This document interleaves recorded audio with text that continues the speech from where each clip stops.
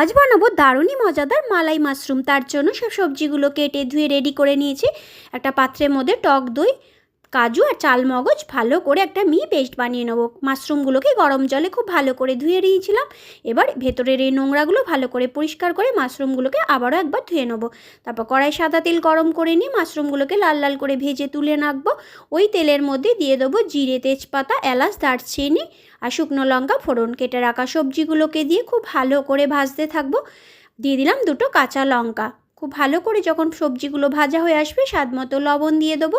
এবার দিয়ে দেবো সব শেষে ক্যাপসিকাম আর ভেজে রাখা মাশরুম। তারপর যে দইয়ের মিশ্রণটা বানিয়েছিলাম সেটা দিয়ে খুব ভালো করে নেড়ে চেড়ে নিয়ে সামান্য একটু বাটি ধোয়া জল দিয়ে একটা ঢাকা চাপা দিয়ে এটাকে সেদ্ধ হতে দেবো। নামানোর ঠিক আগে সামান্য একটু গোলমরিচ গুঁড়ো, স্বাদের জন্য সামান্য একটু চিনি আর বাটার দিয়ে নেড়ে চেড়ে নামিয়ে নিলেই তৈরি হয়ে গেল দারুণ স্বাদের মালাই মাশরুম।